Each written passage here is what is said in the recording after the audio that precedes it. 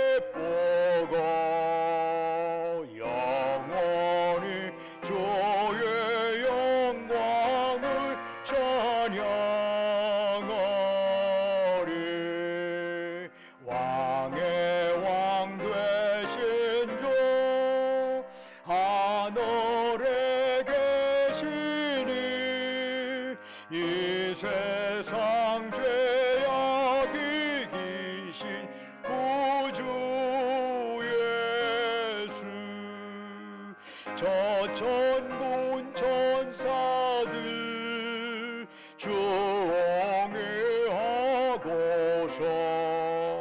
무성도 함께 영원히 늘 섬기네.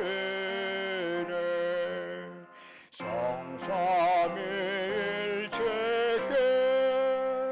승리한 기쁜 소리 높여서 감사드려.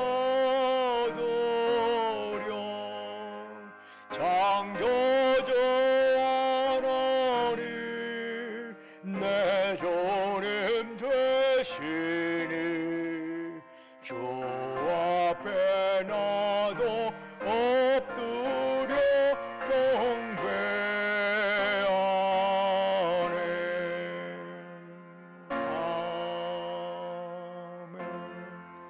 예배를 위해서 이재준 장로님 나오셔서 기도하시겠습니다.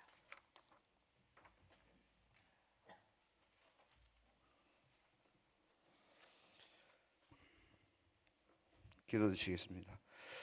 우리의 창조주이시며 삶의 주인 되시는 아버지 하나님, 거룩한 주일 아침 하나님을 찬양하며 예배로 영광 드릴 수 있게 하시니 감사를 드립니다. 좀처럼 진정되지 않는 코로나로 제한된 삶 가운데서도 우리 신광 성도들을 지켜주시고 동행하여 주시니 감사를 드립니다. 이 시간 성전에서와 각 가정에서 드려지는 예배를 통해 하나님 영광 받으시며 예배드리는 성도들에게 평안과 위로를 주시며 삶에서 기쁨과 감사가 넘쳐나기를 간구드립니다. 무엇보다도 간구들이 없기는 이 어려운 시기에 우리의 신앙마저 위축되어지고 있지는 않는지 주여 우리 몸과 마음을 붙잡아 주시고 우리를 향한 하나님의 사랑을 확신하여 좌로나 우로 치우치지 않게 하시고 오직 우리를 사랑하시는 예수 그리스도의 능력을 힘입어 믿음의 승리자가 되게 하여 주시옵소서. 전능의 하나님, 이 시간에도 병마와 싸우고 있는 성도들과 또한 연로하신 주님의 자녀들을 보호하시고 인도하여 주시옵소서. 아프고 고통스러운 병상에서도 주님이 함께 계신 줄을 믿고 힘과 용기를 잃지 않도록 지켜주시며 또 일생을 주님께 충성을 다해 살아오신 연로하신 우리 성도들의 건강을 지켜주시며 강건케 하여 주시옵소서.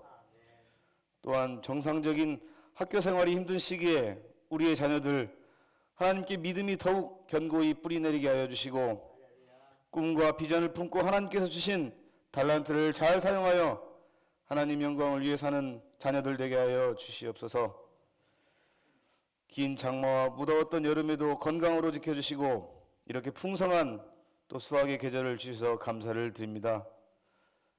이제 우리 민족의 최대 명절인 추석을 눈앞에 두었습니다. 비록 예년과 같은 명절 풍경은 아닐 수도 있겠지만 더욱더 가족의 소중함을 느끼며 넘치게 주시는 하나님께 감사하는 마음들로 채워지게 하여 주시옵소서.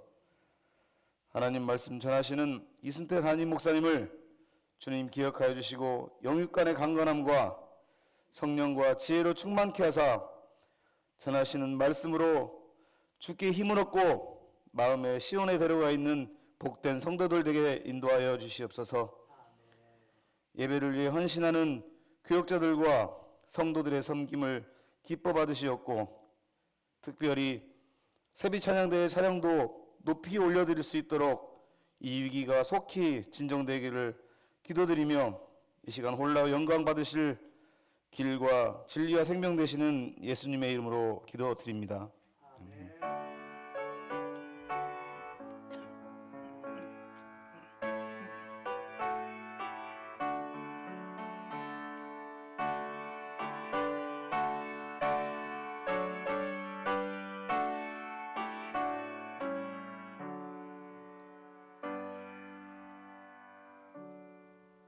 할렐루야. 교회 소식을 전해드리겠습니다. 우리 전주 신광교회를 장로로 섬길 자를 찾고 있습니다. 이를 위해서 여러분 많이 기도해 주시고 서로 추천해 주셨으면 고맙겠습니다. 교회 지도자를 뽑는다는 것은 얼마나 중요한 일인지 모릅니다. 많이 기도가 있어야 하고 또한 이를 위해서 또 서로 간에 대한 마음도 거기에 있어야 합니다. 이를 위해서 여러분 10월 중에 최종 후보자 선정을 하고 11월경에 공동의회를 하려고 합니다. 모든 일정 후에 하나님이 함께 해주시고 여러분들도 기도가 거기에 따라주시면 고맙겠습니다. 한기장 우리 한국기독교장로회 교단총회가 내일 있습니다. 원래는 강원도 평창에서 3박 4일로 하기로 되어 있었습니다만은 갈 수가 없잖아요. 그래서 각 지역별로 특정 교회를 모여서 화상으로 전체 우리 교단 총회를 하게 되었습니다. 그래서 내일 신안교회 전주 신안교회에서 모여가지고 거기에 화상을 통해서 타 지역과 서로 이렇게 얼굴을 보면서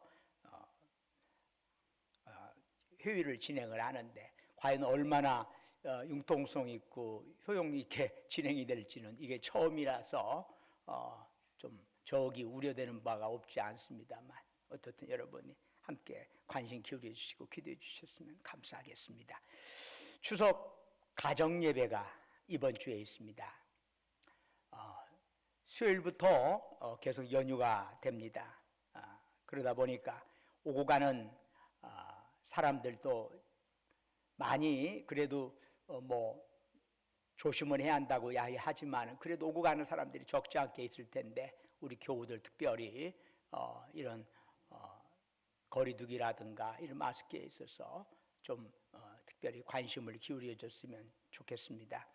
특별히 추석 가정 예배를 맞이해서 예식서를 뒤에서 여러분 각 주보에 들어있고 밖에 더 필요하신 분들은 뒤에 필경대에서 가져서 여러분 예배 드릴 때 참조해 주시면 고맙겠습니다.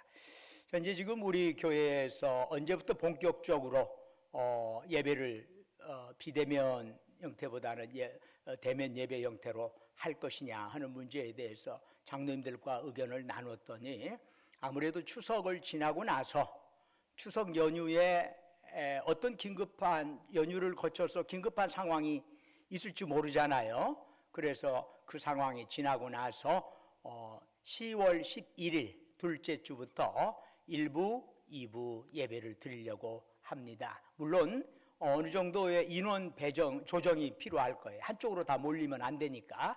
그래서 9시 예배, 11시 예배를 예전처럼 드리도록 할 생각입니다. 물론 그 주간부터 수요 예배 드립니다. 그리고 금요기도에 드립니다. 다만 주일 오후 예배는 점심 문제 때문에 아직은 계속 그걸 진행하기가 어렵습니다. 점심 문제가 해결되어야 주일 오후 예배가 드리는데 그 문제가 적절하게 해결되지 않아서 참 지혜와 많은 아이디어가 필요한 때가 듭니다. 여러분들도 함께 기도해 주시면 고맙겠습니다. 이제 찬송 384장 부르시면서 하나님께 찬양 봉헌하겠습니다.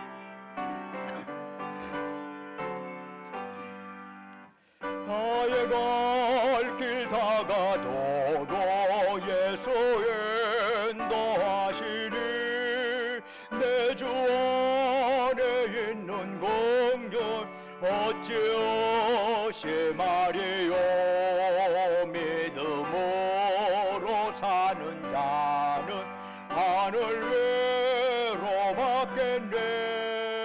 무슨 예를 만나든지 만사형통하리라.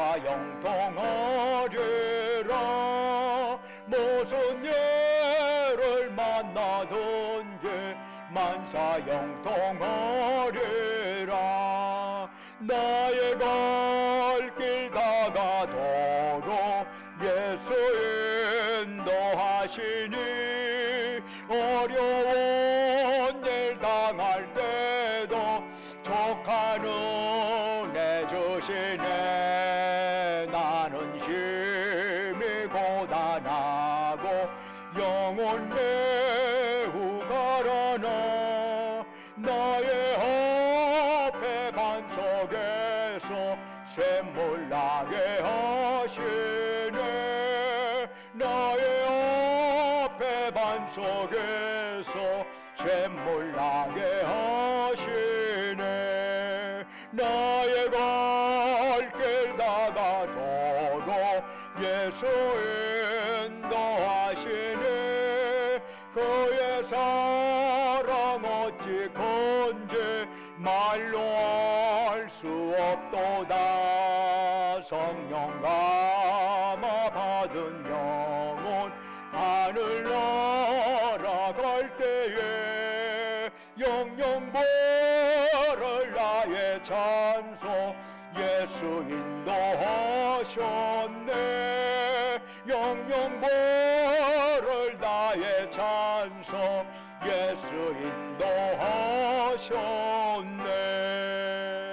아멘. 은혜와 사랑이 충만하신 아버지 하나님,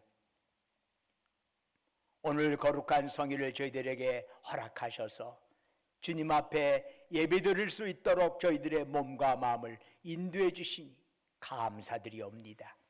저희들의 마음 다하여 주님 앞에 예배드리오니 오직 주만이 저희가 드린 예배 받으시고 영광 받으시고 예배드리는 우리 모두에게 은혜와 기쁨의 자리가 되게 하여 주옵소서. 아버지 하나님, 성령이여 이곳에 임하시옵소서. 넘치도록 임하시옵소서. 충만하게 임하시옵소서. 어려운 이 시대에 성령 충만함으로 이 어려움을 헤쳐나갈 수 있도록 주께서 힘을 더하여 주시옵소서. 아버지 하나님, 주님 앞에 그분의 은혜와 사랑을 감사하면서 우리의 마음 정성 담아 예물 드리옵니다. 11조를 주께 바칩니다. 범사에 감사헌금 바칩니다. 각가지의 제목을 가지고 우리의 삶의 손길, 주님의 손길을 기억하면서 여러 가지의 특별 감사헌금 드립니다. 시설헌금 드립니다. 해외 선교헌금, 국내 선교헌금 바치옵니다. 우리 주변의 어려운 이웃들을 생각하면서 사랑 나눔 헌금 드리옵니다. 그 밖에 여러 가지 제목으로 주님 앞에 간구하며 주님 앞에 예물 드리오니 주여 받으시고 바치는 자 위에 큰 복을 내려 주옵소서. 아버지 하나님, 아무쪼록 주님을 향한 감사와 열정이 식어지지 않도록 도와주시옵시고, 특별히 영상을 통해서 주님 앞에 예배드린 그들에게도 동일한 은혜를 내려 주옵소서. 우리 주 예수 그리스도 이름으로 간절히 기도드립니다. 아멘. 하나님 말씀은 사도행전 20장 17절에서 27절까지의 말씀이 되겠습니다.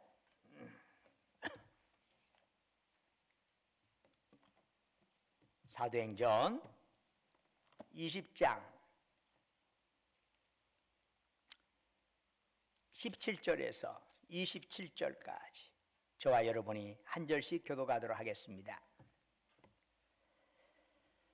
20장 17절입니다. 바울이 밀레도에서 사람을 에베소로 보내어 교회 장로들을 정하니 오매 그들에게 말하되 아시아에 들어온 첫날부터 지금까지 내가 항상 여러분 가운데서 어떻게 행하였는지를 여러분도 아는 바니 곧 모든 겸손과 눈물이며 유대인의 간교로 말미암아 당한 시험을 참고 주를 섬긴 것과 여러분에게 전하여 가르치고 유대인과 헬라인들에게 하나님께 대한 회개와 우리 주 예수 그리스도께 대한 믿음을 증언한 것이라. 보라, 이제 나는 성령에 매여 예루살렘으로 가는데 거기서 무슨 일을 당할는지 알지 못하노라. 오직 성령이 각 성에서 내게 증언하여 결박과 환난이 나를 기다린다 하시나 내가 달려갈 길과 주 예수께 받은 사명 곧 하나님의 은혜의 복음을 증언하는 일을 마치려 하면은 나의 생명조차 조금도 귀한 것으로 여기지 아니하노라. 보라, 내가 여러분 중에 왕래하며 하나님의 나라를 전파하였으나 이제는 여러분이 다 내 얼굴을 다시 보지 못할 줄 아노라. 그러므로 오늘 여러분에게 증언하거니와 모든 사람의 피에 대하여 내가 깨끗하니 함께 읽겠습니다. 이는 내가 꺼리지 않고 하나님의 뜻을 다 여러분에게 전하였습니다. 아멘.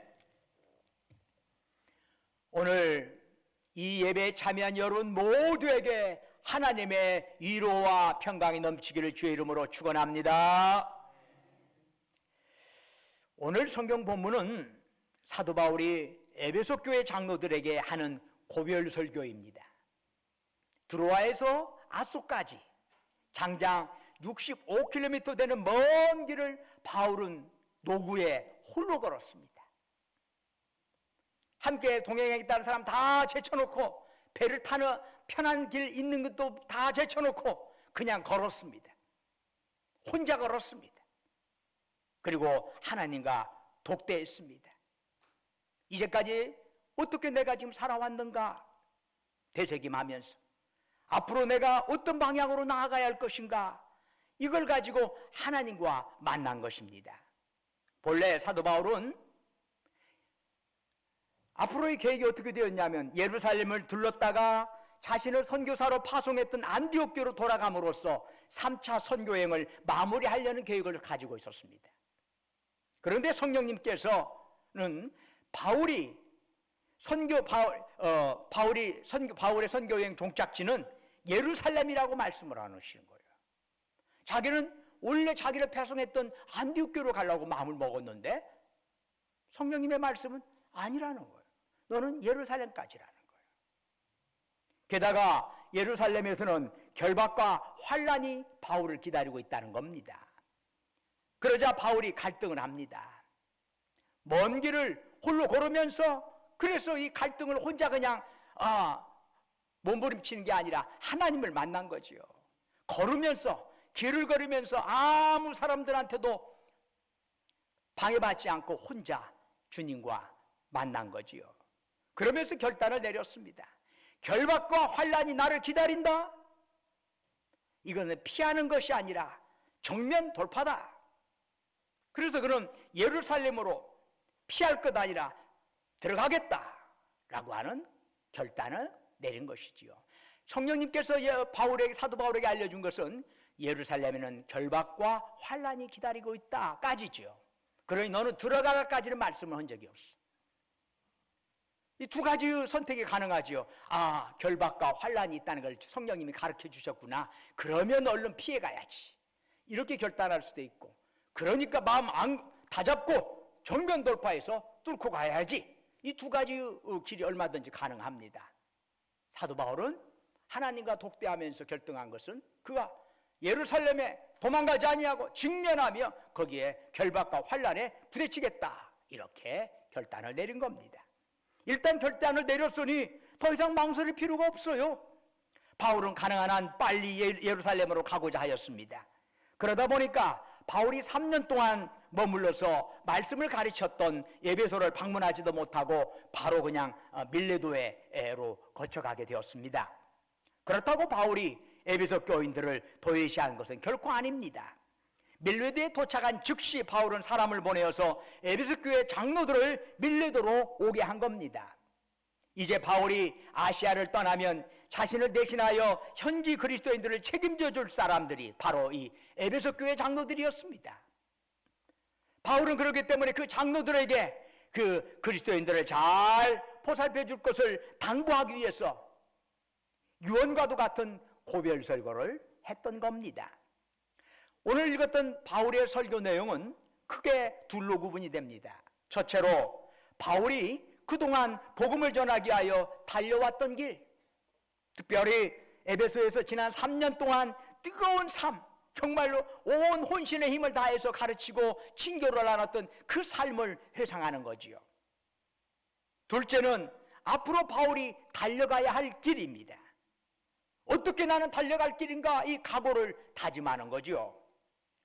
사도행전 20장 18절에서 바울은 이렇게 설교의 서두를 꺼냅니다. 아시아에서 들어온 첫날부터 지금까지 내가 항상 여러분 가운데서 어떻게 행하였는지를 여러분도 아는 바니.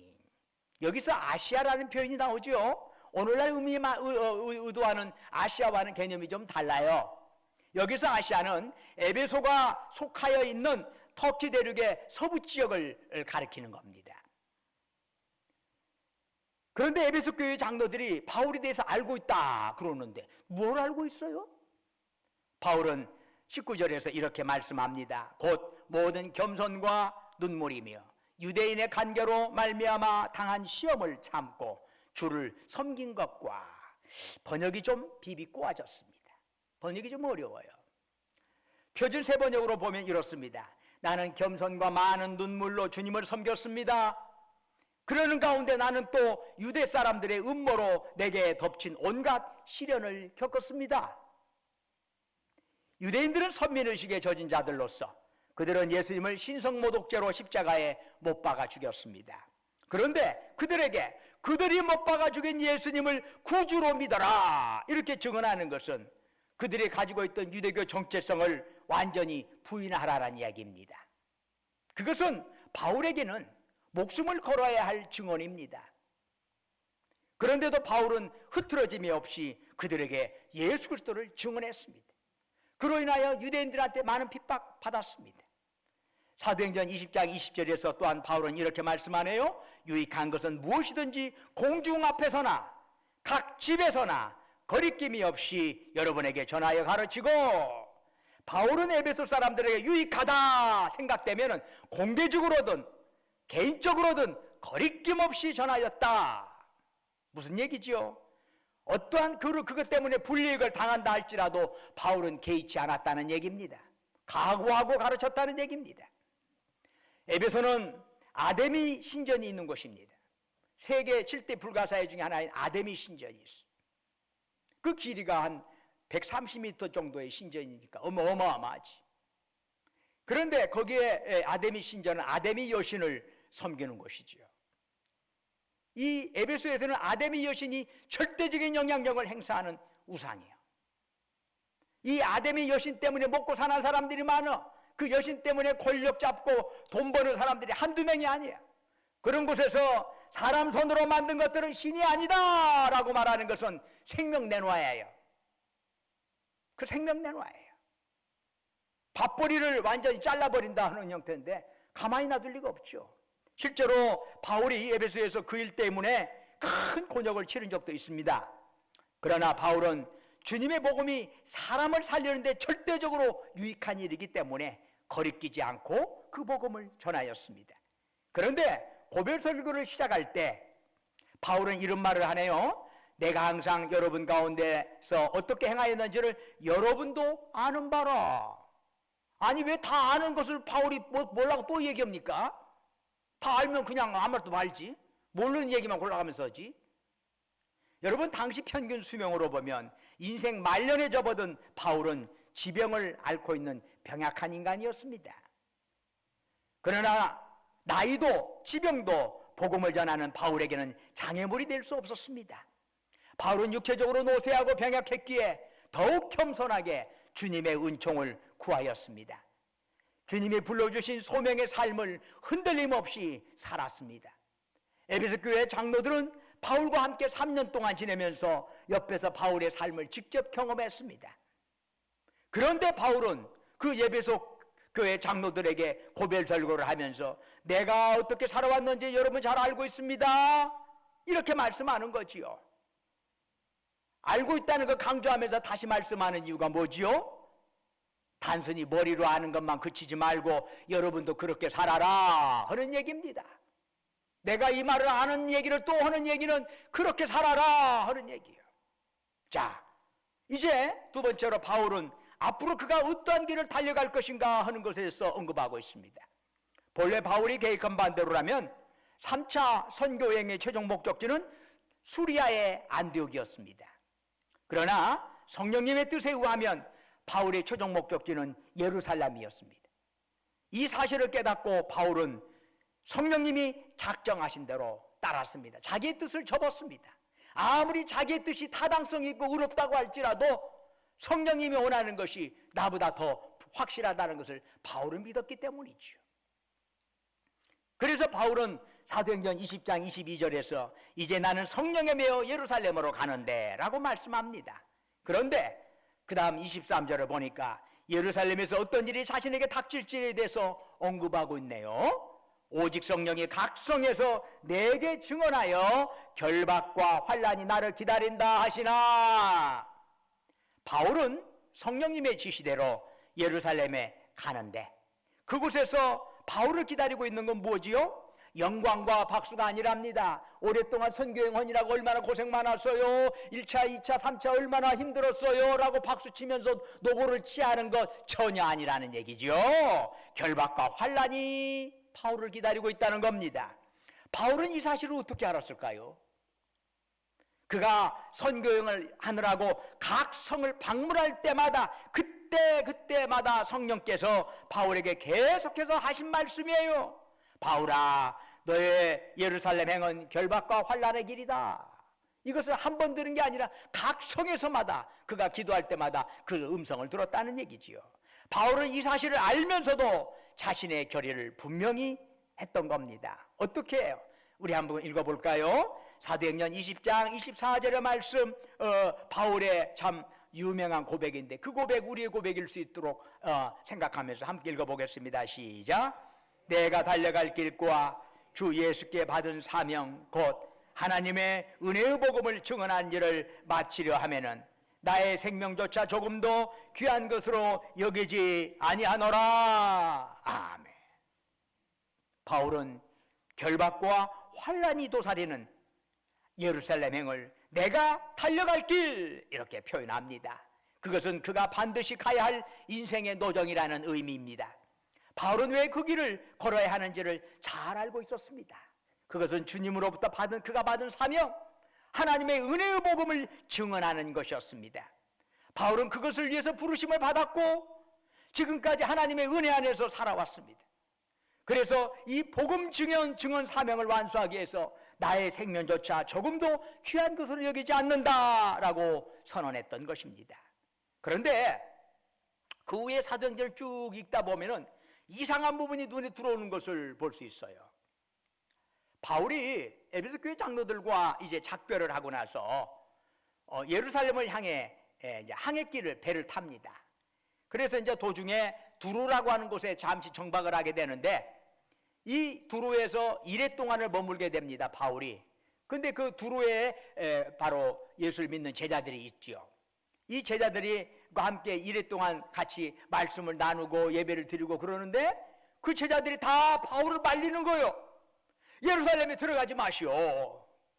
그런데 이상한 것은 사도행전 21장 4절에 의하면 제자들이 그냥 그런 게 아니라 성령의 감동으로 그렇게 말했다는 얘기예요. 즉 그들 역시 성령을 통해서 예루살렘에서 바울을 기다리고 있는 것은 결박과 환난이다 하는 것을 알게 되었다는 얘기예요. 그래서 바울을 만류했는데 바울이 그 만류를 뿌리치고 가이사랴로 갔어. 나는 계속 예루살렘으로 향한다. 자, 가이사랴에는 초대교회 최초의 7 집사가 있죠. 그 7 집사 중에 한 명이 빌립이라는 집사가 있어요. 빌립 집사. 이 빌립이 살고 있었습니다, 가이사랴에. 바울이 그곳에서 여장을 잠시 풀었는데 사도행전 21장 11절을 보니까 그때 선지자 아가보가 바울을 방문해서 성령의 감동을 받고 예언을 하였습니다. 그 내용은 뭐냐? 바울이 결박되어 이방인의 손에 넘겨지게 될 것이다 라고 하는 예언이었습니다. 그러자 이 가이사랴에 있는 그리스도인들이 모두가 울면서 바울을 말렸습니다. 올라가지 마시오. 올라가지 마시오. 그러나 바울의 각오는 흔들림이 없습니다. 나는 결박뿐만 아니라 죽을 각오도 되어 있다 이러는 거지요. 자, 두로의 그리스도인들, 가이사랴의 그리스도인들 모두가 성령님의 감동을 받아가지고 바울에게 일어날 일에 대해서 알게 되었습니다. 바울 역시 성령님의 계시로 자기에게 어떤 일이 다가온다는 것을 알고 있었습니다. 그러나 그 결단의 방향은 달랐습니다. 두로와 가이사랴의 그리스도인들은 환난이 기다리고 있으니까 예루살렘으로 들어가지 마시오. 성령님께서 그것을 가르쳐 주신 것은 피하라고 알려주신 것이요. 이렇게 해석을 했던 거예요. 똑같은 말씀을 가지고 그들의 해석은 그러니까 피하는 게 좋겠습니다. 이에 대해서 이와 달리 바울은 어떻습니까? 자, 환난과 핍박이 나를 기다리고 있어. 그러기 때문에 내가 예루살렘 들어가는 것이 맞아 라고 해석을 한 겁니다. 즉 똑같은 성령님의 계시를 받았는데 최종 결정에 있어서는 왜 이렇게 차이가 나는 걸까요? 차이가 나네요. 바울은 언제나 철저히 자신이 하나님의 것이라고 하는 것을 결코 잊은 적이 없습니다. 예수 그리스도를 믿는 자들을 박해했던 폭도가 아니었습니까? 그 폭도를 붙잡아 주셔서 이렇게 주님의 복음을 전하는 종으로 삼아 주신 것이 바울에게는 너무나 감격스러운 거지. 나는 하나님의 것. 이사야 43장 1절에 보면은 이런 말씀하죠. 너는 두려워하지 말라. 내가 너를 구속하였고 내가 너를 지명하여 불렀나니 너는 내 것이라. 너는 내 것이라. 내가 너를 구속하였고 지명하여 불렀나니 너는 내 것이라. 유한한 인생을 하나님은 자녀 삼아주시고 영생 주셨습니다. 우리를 불러주신 분은 무한하고 영원하신 분입니다. 바울은 이것을 꼭 붙잡고 있었습니다. 이런 바울의 모습을 우리는 갈라디아서 2장 20절에서도 재확인할 수 있습니다. 내가 그리스도와 함께 십자가에 못 박혔나니 그런즉 이제는 내가 사는 것이 아니요 오직 내 안에 그리스도께서 사시는 것이라. 이제 내가 육체 가운데 사는 것은 나를 사랑하사 나를 위하여 자기 자신을 버리신 하나님의 아들을 믿는 믿음 안에서 사는 것이라. 성령님의 똑같은 예고를 다 들었지만 어떤 사람은 그 예고를 근거로 해서 바울을 만류했습니다. 반면에 바울은 그 성령님이 주신 예고를, 결박과 환난이 기다린다는 예고를 자신을 향한 성령님의 프로포즈로 생각한 거예요. 프로포즈야. 창조주 하나님을 자신이 믿고 그 하나님이 나를 불러주셨는데 내가 도대체 무엇이 두려웠겠어? 영생의 주님이 나를 붙들고 계시는데 내가 피할 게 뭐가 있겠어? 죽어도 다시 사는 건 아닌가? 그래서 바울은 자신의 생명을 아낌없이 주님 손에 맡길 수 있었던 것입니다.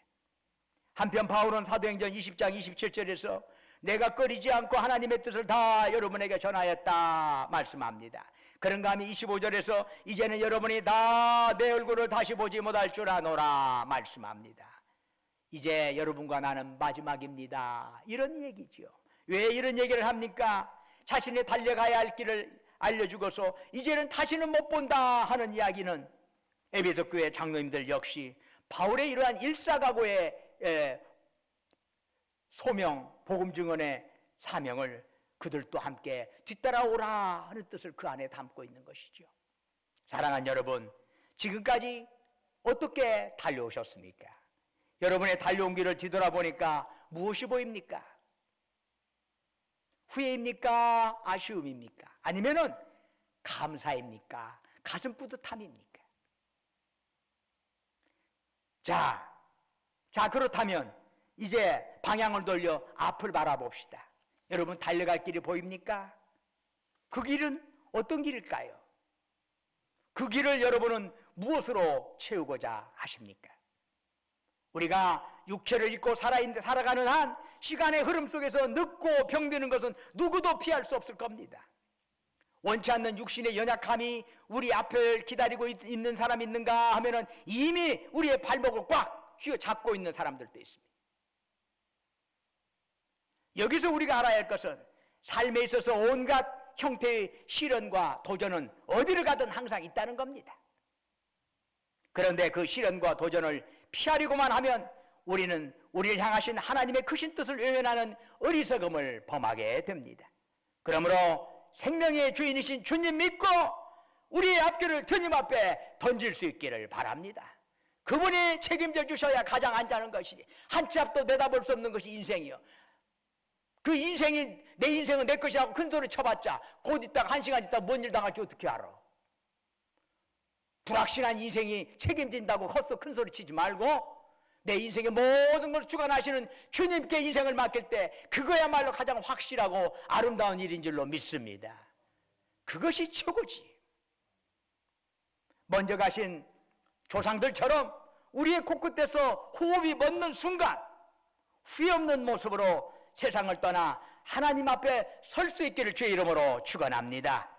그리고 우리가 떠난 후에도 이 땅에 살아있는 후손들의 심령에 우리 모두가 아름다운 길을 걸어간 자로 기억될 수 있기를 주의 이름으로 축원합니다.